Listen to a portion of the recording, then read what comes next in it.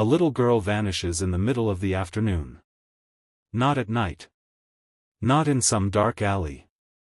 In broad daylight, in front of her own home, with neighbors watching from their porches and workers eating lunch across the street. Multiple witnesses see it happen. Not one of them can stop it. And when investigators finally find her 3.5 days later, she is standing in raw sewage, 15 feet underground, in a pit toilet in a remote campground, alive, shivering, and asking for Kool-Aid. She is 3 years old. The man who put her there walks free after 6 years. And then he strikes again. This is not a story about a cold case that was never solved. This is a story about a case that was solved, prosecuted, and then quietly, systematically failed by the very system that was supposed to protect the most vulnerable among us. 42 years later, Lorie Poland is still fighting. Not for herself. For every child who comes after her. Stay with us. Because this story is going to make you feel things you were not expecting to feel today. If this is your first time on Cold Case Solved, hit that subscribe button right now and turn on your notifications. We cover the cases that deserve to be heard, the ones that shake you, the ones that change the way you see the world. Like this video if you believe that justice matters. And drop a comment below telling us where you're watching from. Let's get into it.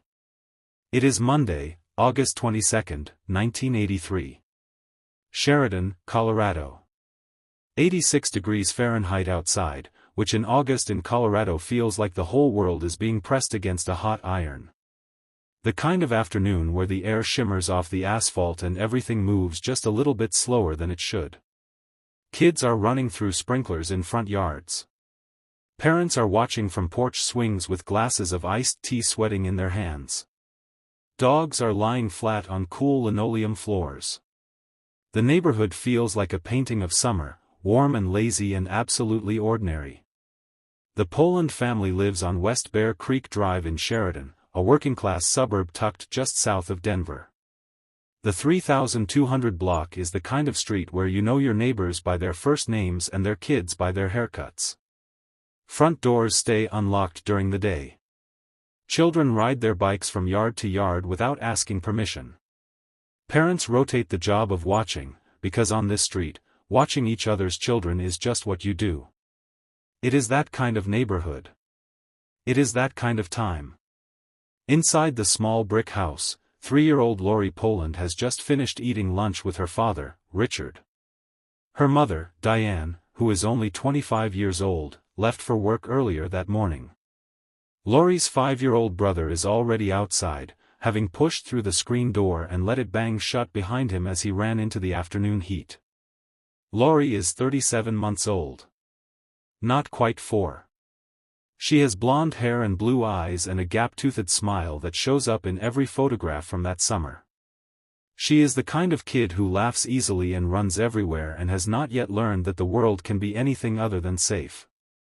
She has no idea, sitting there finishing her lunch, that her life is about to fracture into a before and an after, and that the line between those two halves is less than an hour away. At around 12:45 in the afternoon, Lorie heads outside to play. Her brother is already out there with a handful of neighborhood children, the usual mix of kids that gathered every summer afternoon on this block. The front yard feels safe because it is safe. There are adults around. A neighbor named Paul Weaver is nearby.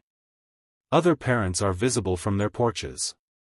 Across the street, workers from a local business are sitting in their vehicles eating their lunches in the shade, watching the afternoon the way you do when you have nothing urgent to do for 30 minutes. One of those workers is a painter named Marvin Edler. He is sitting in his pickup truck with a sandwich in his hand, not really watching anything in particular, just taking in the neighborhood the way you do when the windows are down and there's nowhere you have to be just yet. Everything is completely normal. And then an orange car pulls up to the curb. It is an older Datsun sedan, a 1972 model, 4 doors, painted a faded orange or brown depending on how the light hits it. It has a black vinyl top, black stripes running down the sides, and letters or markings along the bottom of the doors. It is the kind of car that stands out if you're paying attention, the kind that would have been unremarkable in its day but now has the look of something slightly off, slightly out of place, slightly wrong. The man behind the wheel is 21 years old. His name is Robert Paul Thyrett. He works maintaining a golf course in Denver. He has a history, though none of the people in this neighborhood know it yet. There have been other incidents. Other attempted kidnappings. Other vehicles matching similar descriptions reported in connection with similar situations.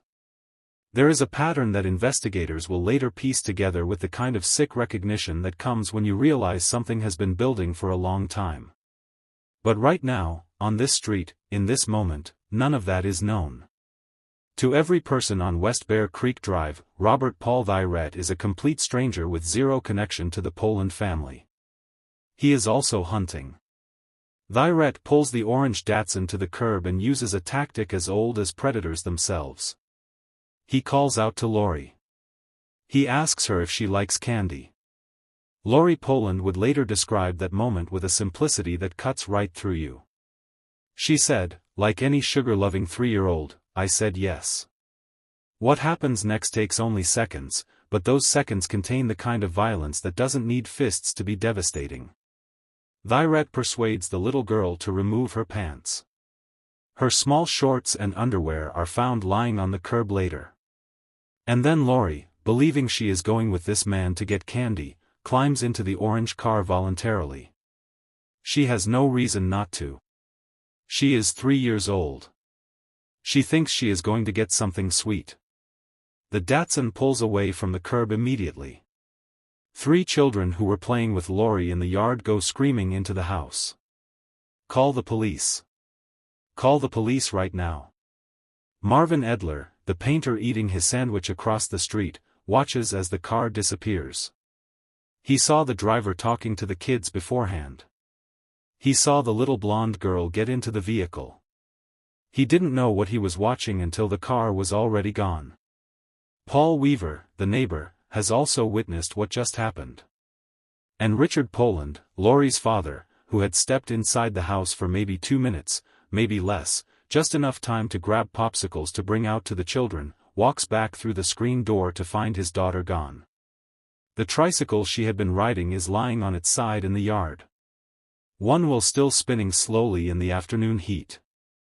Richard Poland stands there for a moment that must have felt like falling through the floor of everything he knew. Then the children are screaming at him. And the neighbor is coming across the yard. And the phone is ringing or needs to ring. And his 3-year-old daughter is somewhere in an orange car being driven away from him. This is the moment the clock starts. Within minutes, witnesses come to Richard with everything they saw. The vehicle description is remarkably detailed for how fast it all happened. 1972 Datsun, 4-door sedan, faded orange or brown, black vinyl roof, black stripe down the side, lettering on the lower portion of the doors. And most critically, a partial license plate number. The witnesses caught part of it. ADV-2. 4 characters. In 1983, before digital databases and instant lookups, 4 characters on a license plate are still something. They are a thread. And the investigators are about to pull it. Sergeant Louis Flores of the Sheridan Police Department arrives at the scene immediately. He takes in the situation with the speed and clarity that good law enforcement brings to the worst moments. And the Sheridan Police Department makes a decision in the next few hours that, given the era, is actually extraordinary. After getting approval from the city administrator and the mayor, they go directly to local media. They ask for help. They are going to put this story on television tonight. This is 1983. The Amber Alert system does not exist. It will not exist in Colorado until 2002. There is no social media. There are no mass text alerts. There are no protocols that have been built and tested and refined through decades of experience. There is a missing 3-year-old girl, a partial license plate, a detailed vehicle description, and television cameras. That will have to be enough. By evening, Diane and Richard Poland are sitting in front of cameras making the kind of plea that no parent should ever have to make. Diane Poland looks directly into the lens and says, "She's my baby." And the way she says it, those 3 words, they play on every local station in Denver that night. They play over and over again. The image of 2 parents sitting there, undone, reduced to begging strangers to help them find their child, lands in living rooms across Colorado like a stone dropped into still water. People watch. People feel. People start paying attention. And while the cameras roll and the news spreads, the investigation is moving with speed that, given the technology of the era, is genuinely impressive. Investigators run the partial plate ADV2 through motor vehicle records. The process takes time they don't have, but they work it. And the records come back with a match. A vehicle registered with license plate ADV627. The registered owner is a 21-year-old golf course maintenance worker from Denver named Robert Paul Thyrett. The partial plate witnesses caught at the scene, ADV-2, matches the first 3 letters and the number 2 that appears in the full plate. But here is where it gets even more significant. That same partial plate and that same vehicle description have surfaced in connection with another reported attempted kidnapping. Not one prior incident. 2 individuals have come forward with accounts of near abductions involving what sounds like the same car, the same approximate description, the same approach. There is a pattern here. And by August 23, the day after Lorie Poland disappeared, the Sheridan Police Department knows the name of their suspect. On the morning of August 23, FBI agents and Sheridan police officers drive to Thyrett's residence in Denver. They pull up and there, sitting in the driveway like it has been waiting for them, is an orange-brown Datsun with license plate ADV627. An exact match to everything the witnesses described. Thyrett answers when they knock on his door. He denies everything. He tells them he was home at the time of the abduction. He agrees to take a polygraph examination at the district attorney's office. And that night, despite what the investigators know, despite the matching vehicle and the matching plate and the prior incidents, Thyrett is released. He walks out holding a sports coat over his head to block the news photographers who are waiting outside. He rushes to a car and is driven away while the cameras capture every awkward frame of a man trying not to be seen. He maintains his innocence. But the police are far from done. Thyrett is placed under 24-hour surveillance immediately. Investigators arrange to have his Datsun towed to a storage bay at a towing company on South Federal Boulevard. With Thyrett's written consent, crime lab personnel from the Arapahoe County Sheriff's Office go over the vehicle thoroughly, looking for anything that ties him to Lorie Poland, to the abduction, to the day she disappeared from her front yard. At the same time, a massive volunteer search operation is spreading out across the Denver metro area. Hundreds of people are combing through neighborhoods, parks, fields, and wilderness areas. Police have made casts of tire tracks from the scene near the Poland home. They are working every angle they have. Day 1 passes. Day 2 passes. By day 3, the energy of the search has started to shift in the way that search operations always do when time keeps passing and nothing is found. Hope doesn't disappear, but it changes shape. It becomes something quieter and harder and more desperate. By day 4, the investigators and the volunteers and the families who have joined the search are all carrying the same terrible weight. Most of them have stopped expecting to find Lorie Poland alive. And then, on the morning of August 25, a couple from Pittsburgh, Pennsylvania, who have absolutely nothing to do with any of this, take a wrong turn. And that wrong turn saves a life. It is Thursday morning. August 25, 1983. 3.5 days have passed since Lorie Poland was taken from her front yard. Stephen and Cynthia Golan are visiting the Denver area from Pittsburgh. They are birdwatchers, the kind of people who wake up early and drive to parks with binoculars and move quietly through trees listening for calls they can identify by ear.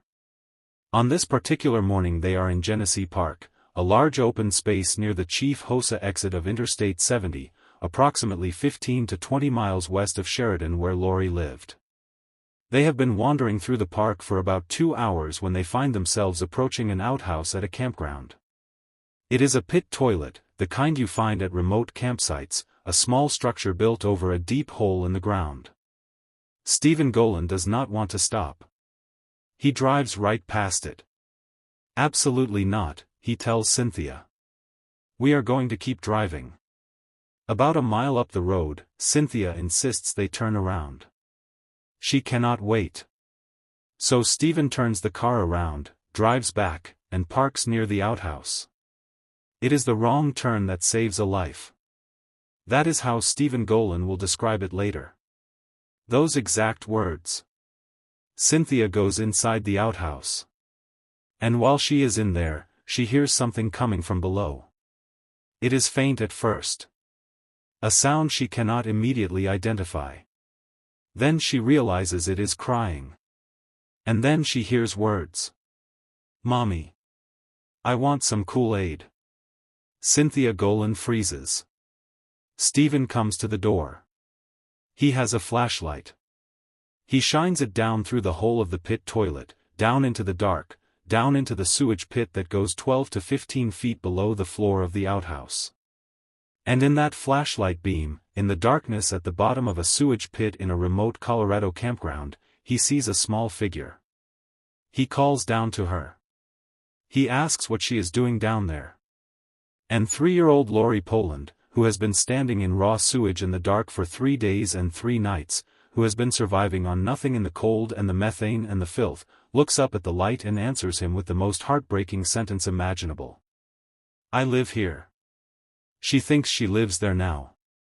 She has been down there so long and survived so much that somewhere in her 3-year-old mind, that pit has become her world. The Golans do not waste a single second. They run to a phone booth at the Chief Hosa campground and call for help. The Highland Rescue Squad is summoned. Volunteer firefighter Steve Becker and Joanne Greenberg from Genesee Fire Rescue respond to the scene. The opening to the pit is agonizingly small. Getting a person down into it and back out safely is going to be difficult. But Steve Becker goes down on a harness without hesitating. What he finds when he reaches the bottom stays with him for the rest of his life. Lorie Poland is standing in sewage wearing only her underwear. She is shivering violently. She is disoriented. Her legs are severely infected, the skin discolored in ways that make Becker's stomach drop when he sees it. Her feet are badly swollen from days of standing in liquid waste. She has been breathing methane gas and hydrogen sulfide for 72 hours in the cold and the dark. She is 3 years old. Whoever lowered her into that pit did not put her there to be found. They put her there to die. Becker reaches for her. She was just looking for something warm to hold on to, he says later. As soon as I touched her, she grabbed me and held on until I pulled her out. Lorie Poland remembered that moment clearly for the rest of her life. The words hold on. The feeling of not wanting to let go. She is brought up out of the pit into the August sunlight and rushed by ambulance to St. Anthony's Central Hospital in Denver. When the doctors examine her, their initial concern is devastating. The infections in her legs are so severe, the circulation so compromised from 3 days of standing in toxic liquid, that they fear amputation may be necessary. But Lorie Poland, who has already survived something that should have killed her, keeps surviving. By Friday, August 26, her condition has been upgraded from fair to good. She makes what her doctors call a miraculous and rapid recovery from her physical injuries. She is discharged from the hospital within days. And the hospital announces that it will not charge the Poland family a single dollar for her care. The reunion between Lorie and her parents is captured on camera and broadcast on television to a nation that has been holding its breath. The image of Richard and Diane Poland holding their daughter, that small blonde girl alive and back in their arms after everything, plays on living room televisions across Colorado and beyond. More than 20 stuffed animals are delivered to her hospital room. Frontier Airlines and First Financial Securities Corporation announce an all-expenses-paid trip to Disneyland for Lorie, her parents, and her 5-year-old brother. By Friday, Lorie is smiling. She is laughing. She is singing Jingle Bells, her favorite song, in her hospital bed. But the trauma is not gone. It is not even close to gone. Thursday night, Diane Poland is sitting with her daughter when Lorie wakes from a nightmare. She sits up in the dark and screams in a voice that no 3-year-old should have. "Get me out of here. Get me out of here." If you are still watching at this point, drop a comment right now that says I am still here. We want to see who is truly following this story, because what comes next, the investigation, the trial, and the moment the justice system looks the Poland family in the eye and lets them down, that is the part that will stay with you longest. Don't go anywhere. Now. While Lorie is recovering in the hospital and the nation is exhaling with relief, the Sheridan Police Department and the FBI are not resting for a single moment. They have a name. They have a vehicle. They have witnesses. And now, critically, they have Lorie herself.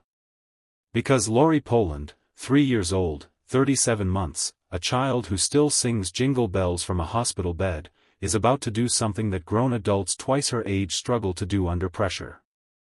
She is going to identify her attacker. Investigators use an age-appropriate process to show Lorie a photo lineup. They show her a series of photographs and ask if she recognizes anyone. Lorie looks at the photographs. And she points to Robert Paul Thyrett. She identifies him not with hesitation, not with uncertainty. She identifies him with the kind of directness that only a child is capable of, the kind that hasn't yet learned to second-guess itself or soften what it knows to be true. That is the man. Thyrett is arrested and charged.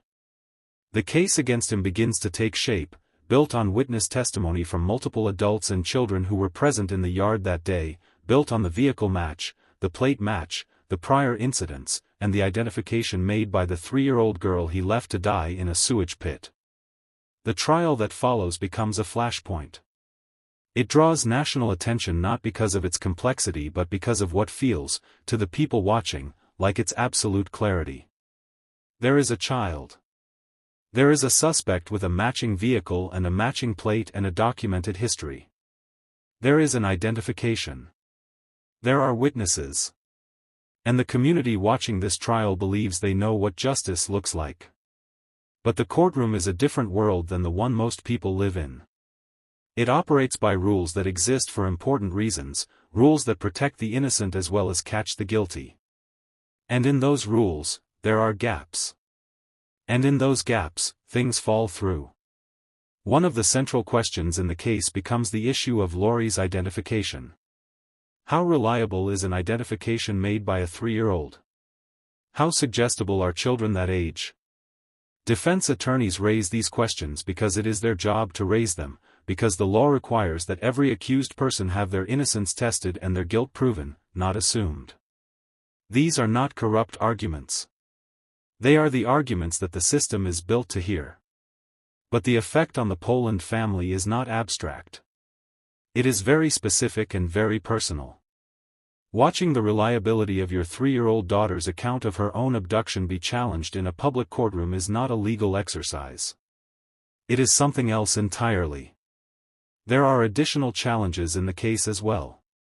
Physical evidence from the Datsun, while examined thoroughly by crime lab personnel, produces results that defense attorneys contest at multiple points.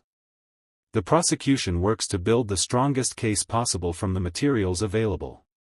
And the community watches with the expectation that what they know happened will be reflected in what the verdict says. The jury hears everything. They deliberate.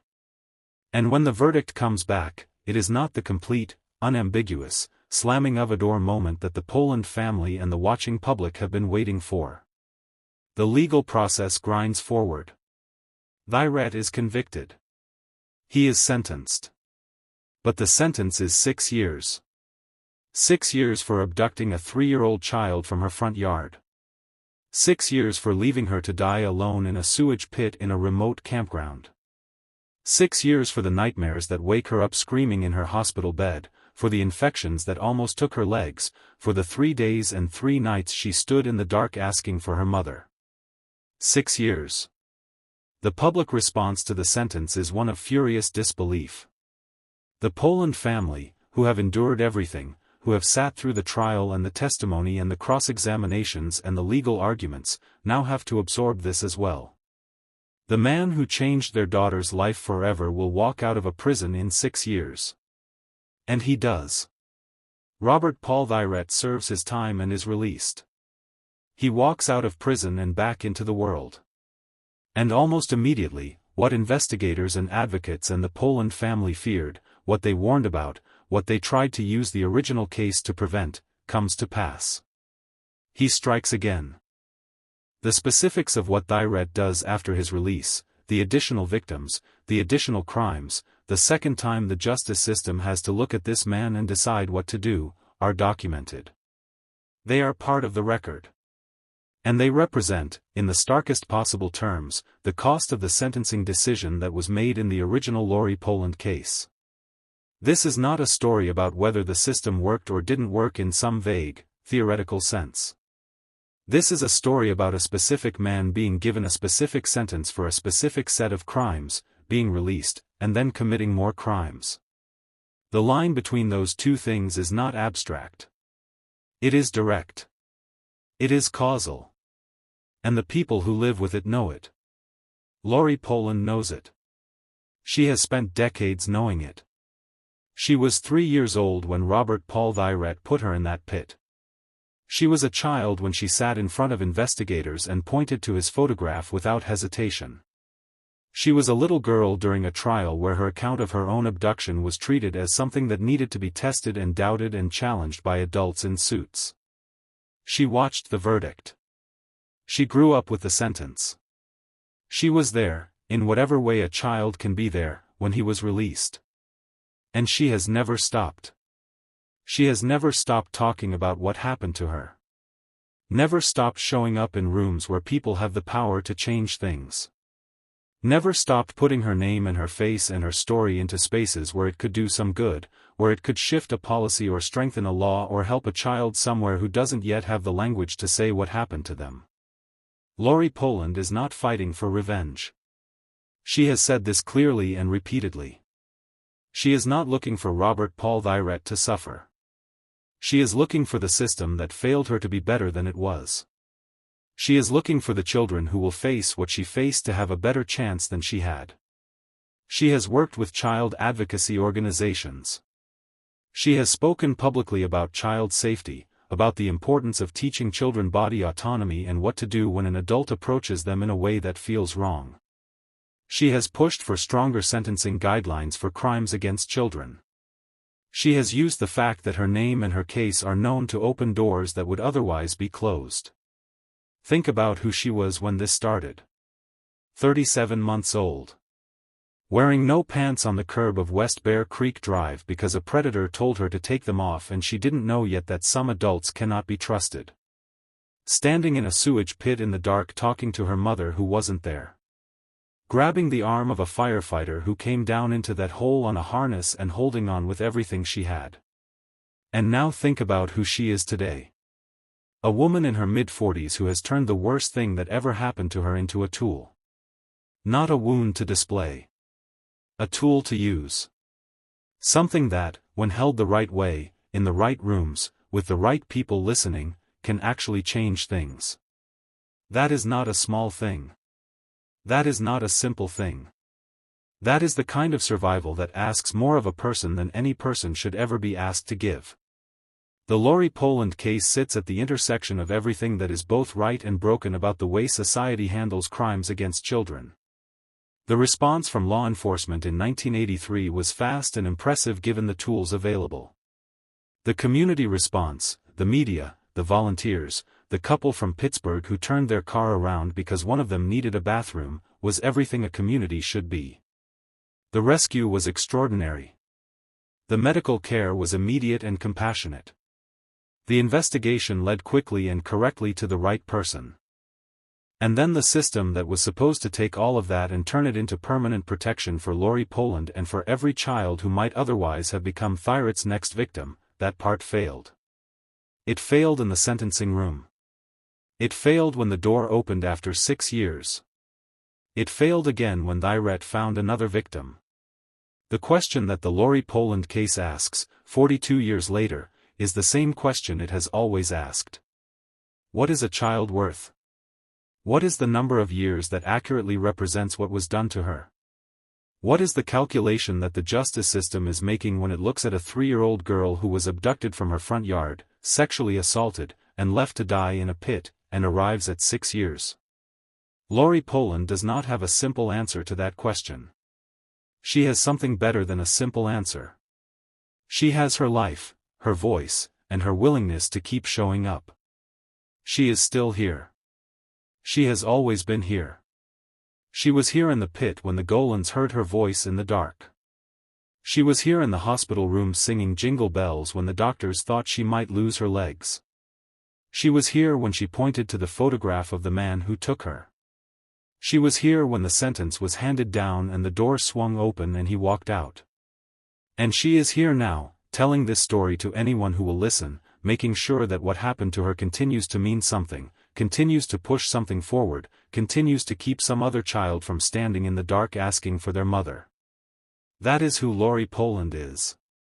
That is what this case is. And it is not finished. It will not be finished until the systems that let Robert Paul Lorie walk out of prison after 6 years and hurt someone else are changed. It will not be finished until the children who come after Lorie Poland have better protections than she had. It will not be finished until the question of what a child's safety is worth finally has an answer that reflects the actual weight of the thing. Lorie Poland has been carrying that question for 42 years. The least we can do is carry it with her for the length of a video. This has been Cold Case Solved. Thank you for watching the full story of Lorie Poland, one of the most remarkable survivors this channel has ever covered. If this case moved you, if it made you angry, if it made you want to do something, then do something.